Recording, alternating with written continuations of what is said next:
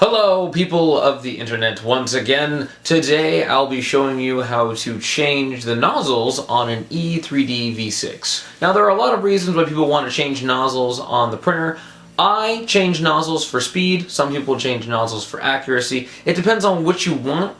I have a 0.25, a 0.4, and then a 0.8mm nozzle head, so I can change between accuracy and speed, or just the average between the two, so I don't have to keep changing the nozzles out. All you're going to need really for this is a 7mm ratchet, a crescent wrench, and a pair of pliers. It don't have to be like this, but you just need a pair of pliers. Let's get started. Now if you have filament inside your extruder like this, you're probably going to want to remove that. And actually go to the LCD controller, so when I turn it on, I can control what the temperatures are going to be.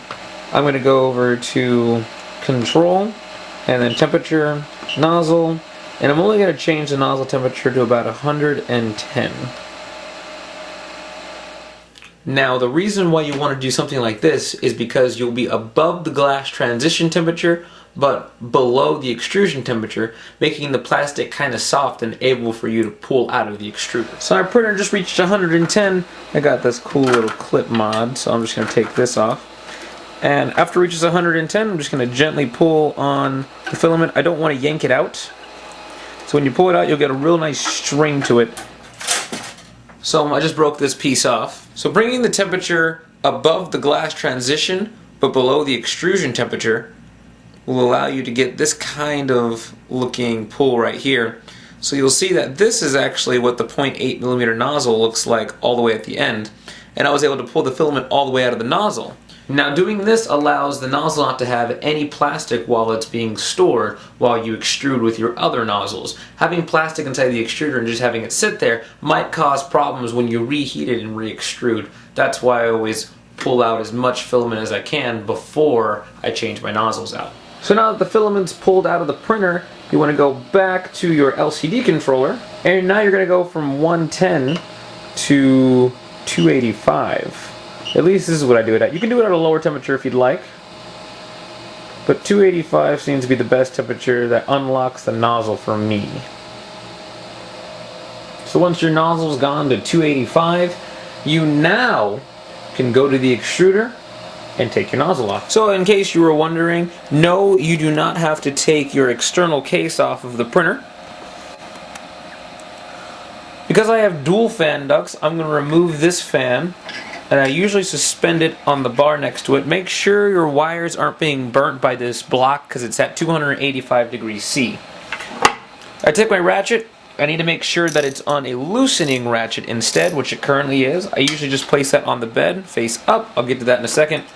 Then you take a crescent wrench, open it up all the way, and then put this on the block and tighten it.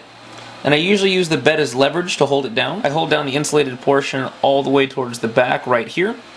And that's just basically giving me enough to apply torque to the nozzle.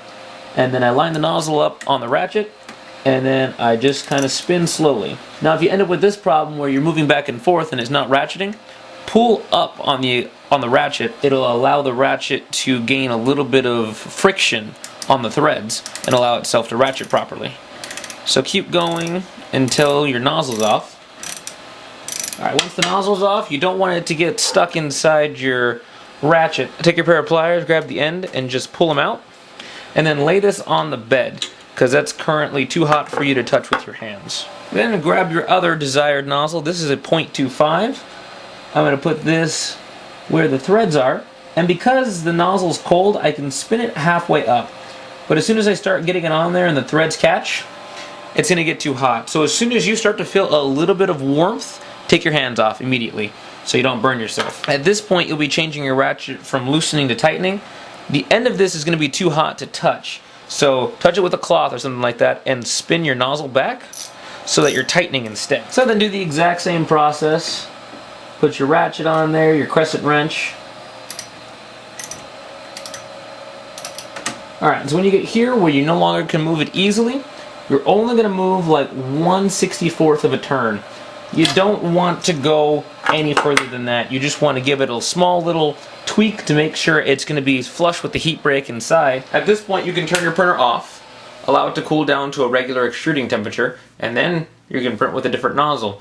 Now, you're going to have to change settings in Cura. You might even have to change your E-steps per millimeter from the nozzle swap, but it's not too hard to do, and there's a few videos online on how to properly manage your extruder calibration. So I hope this video gives you enough confidence to change out your nozzles on your E3D V6 printhead.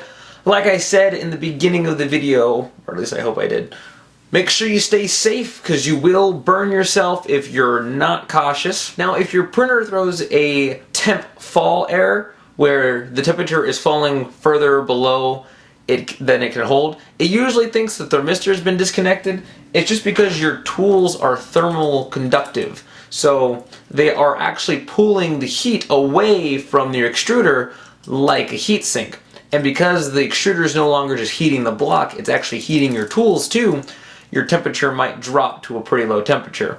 Same thing with max temperature. If you pull your tools off, your temperature is going to skyrocket because none of the heat that was being generated for your tools is going into your tools anymore. It's going right into your extruder. But, you know, the printer is intelligent and it'll be able to manage it. The reason why you have to heat the extruder up so high is so that you're not close to the temperatures that you would be extruding with. If you secured this at 100 degrees Celsius, as soon as you start to extrude at 210, it's gonna either come a little loose or you're gonna have filament go in between where the nozzle is and where the heat break meets. You want to make sure that connection is secure so when it cools down it gets even tighter so that when you start extruding it's not going to have a problem. If you have any questions about this video or suggestions for videos in the future, make sure you leave your comments down below. If you like this video and want to see more like it, make sure you click the subscribe button. I'm going to reiterate it one more time just because I'm being serious. Stay safe with this. You will burn the crap out of your fingers. I've done it plenty of times. At this point, you'll be changing your ratchet from a loosing... Ooh. That fucking hurt. And thanks for watching.